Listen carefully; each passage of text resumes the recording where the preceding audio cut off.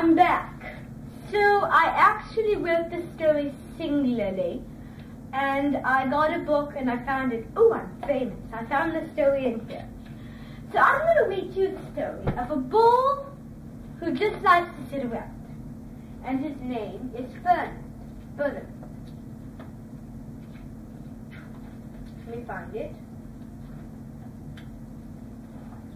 Go to the beginning. Okay, beginning's a little bit far here, so just a second. I do a few.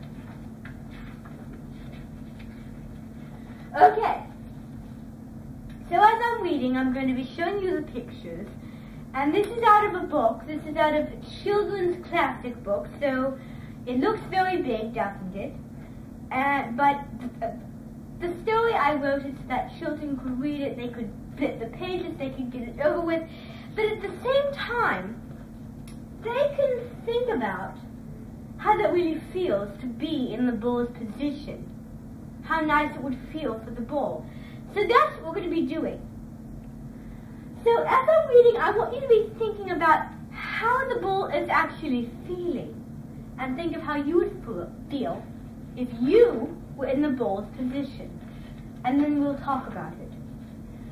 So this story takes place in Spain. It takes place in, now I have to give you a geographical question, a social studies question. What is the capital of Spain? It is the biggest and most populated city or town in Spain. Madrid, yes. So that's where our story takes place. I actually wrote the story on card paper, and then I transmitted it to a computer. This is not the actual, well, take it back. This is the actual drawings that I drew up from the computer. So as I read, I will be showing you each one. So once upon a time in Spain, so you see the castles. See that? I just want to make sure that you guys can see. Look, castle there. See? Okay. So it takes place in Spain. In Madrid, Spain, there's a lot of hills, and there's a lot of mountainsides. Well, not mountainsides. There's a lot of plateaus. The hilly side going down to the water. So it's like a kingdom. It looks like Terabithia, doesn't it? Looks like Terabithia because it's a big castle. It looks like it's on a remote island in the middle of nowhere. Because you have grassy fields leading up to the very center of the island with the castle. And if you hadn't noticed, smoke is coming out of the chimney. Turn the page. There was a little bull, and his name was Fernand. So this is along the fields of the remote island, so to speak. So this is kind of the animal, the bull, you see it. This is the bull. What kind of things is he doing, don't you think? What he is doing is he is just pawing at the ground, looking for something to look at, or looking for something to eat. He's really, really tame. For the starters, so as you can see, I know it's not the best picture. I should have zoomed in, but anyways. All the other bulls he lived with would run and jump and butt their heads together. Look at the other bulls. And think about the fact that he was not one of those bulls. He was alone. And he wasn't part of their club, you see. See that? I hope you did. Okay. But not Fernand. So look at him. He is alone on a hillside, and he has no friends to play with. He's just walking around, and so there he is. See him? On a hillside. he liked to sit just quietly and smell the flowers. Look at him. So, he's alone. And because he's alone, and he can't be friends with the other bulls, he found him something to do. Found him something to like that he never did.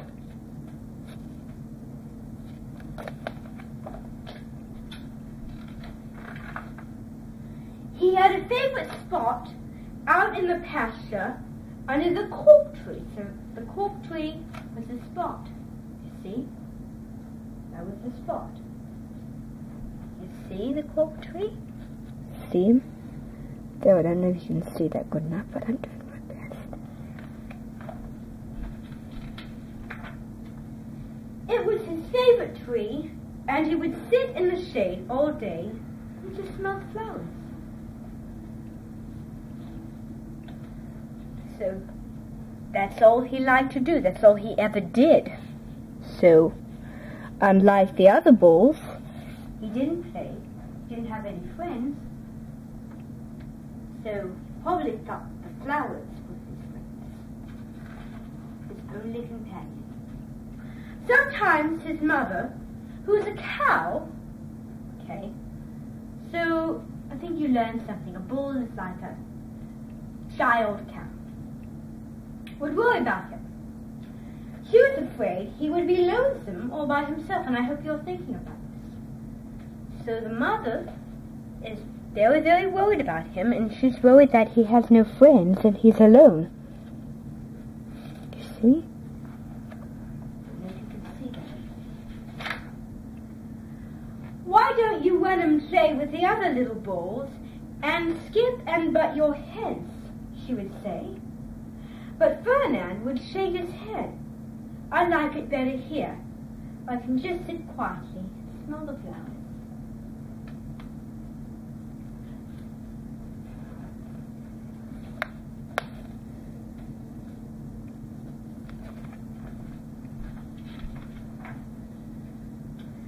His mother saw that he was not lonesome, and because she was an understanding mother, even though she was a cow, she let him just sit there and be happy.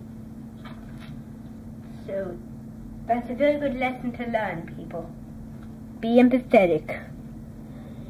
To each his own. If your son likes something and you don't like something, then that's not your problem. Worry about you.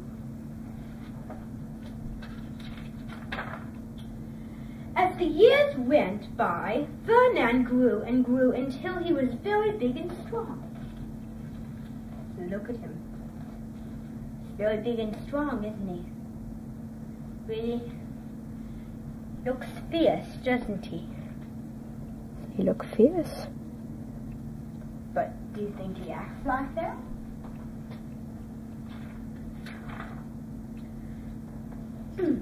All the other bulls who had grown up with him in the same pasture would fight each other all day. They would butt each other and stick each other with their horns. What they wanted most of all was to be picked up at the fight balls in Madrid. So these are the bulls, and they were fighting over which bull would go to Madrid. But of course, there was one bull who didn't want to. Guess who it is, right? Hint, hint. But not Ferdinand. He still liked to just sit quietly under the cork tree and smell the flowers.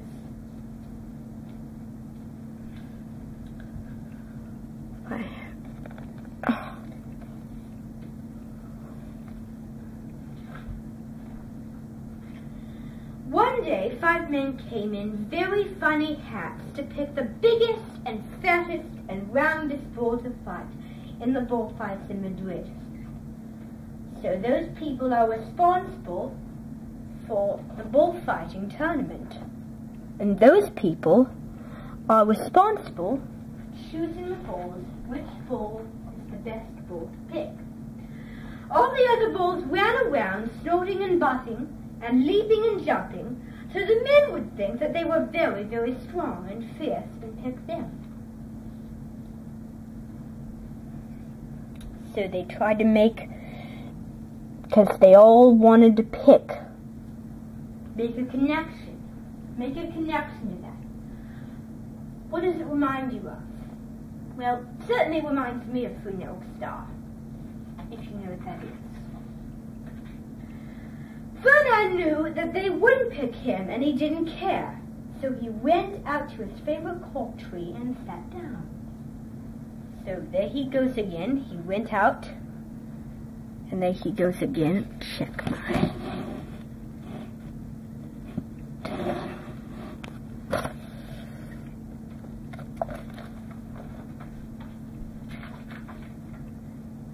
He didn't look where he was sitting, and instead of sitting on the nice, cool grass, he sat in the shade of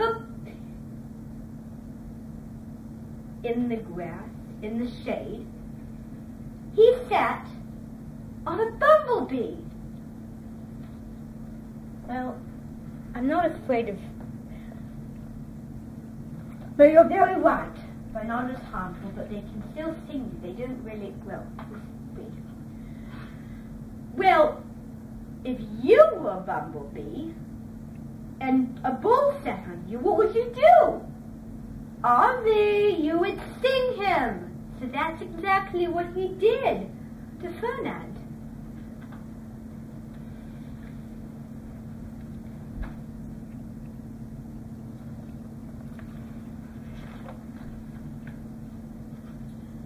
Wow! Did it hurt? Ferdinand jumped up with a snort. He went around puffing and snorting, butting and pawing at the ground as if he were crazy. So this bee got him hyper. Make a prediction to what that's going to turn out to be. The 5 men saw him, and they all shouted with joy. Here was the largest and fiercest bull of all, just the one for the bullfights in Madrid. So that's saying that because of how he acted, because of his madness, they thought that was actually how he acted. And guess what they did? His life was changed. So they took him far away to the bullfight day in a cart. Look at how many horses there are. I never saw so many horses. What a day it was! Flags were flying and hands were playing. Zoom in on that.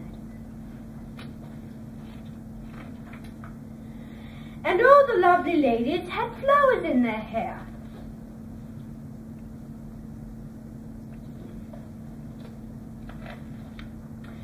They had a parade into the ballroom.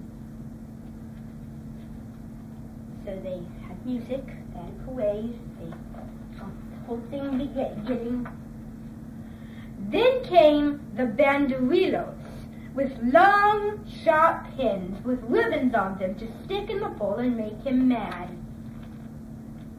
So it's a game of fierce opposition, level 1. Next came the picados, who rode skinny horses, and they had long spears to stick in the bull and make him madder. So madder, level 2. Then came the matador, the proudest of all. He thought he was very handsome and bowed to the ladies. He had a red cape and a sword and was supposed to stick the bull last of all. Level 3, ticket to moon 1, only singular.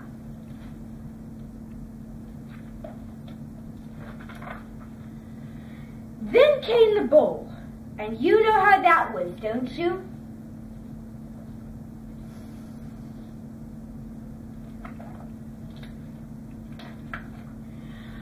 They called him Ferdinand the Fierce, and all the ballerinas were afraid of him, and the picados were afraid of him, and the matador was scared stiff.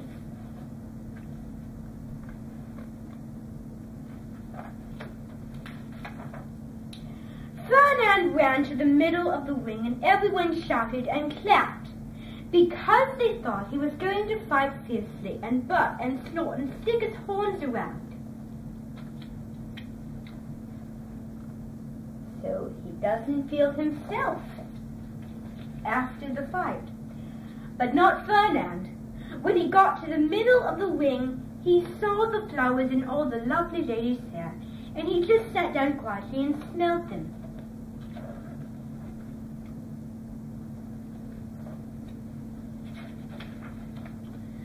He wouldn't fight and be fierce no matter what they did. He just sat and smelled. And the ballerinas were mad, and the picados were madder, and the Mandatoor was so mad he cried, because he couldn't show off his cape and sword. So it's too sad to be dead. So they had to take Ferdinand home.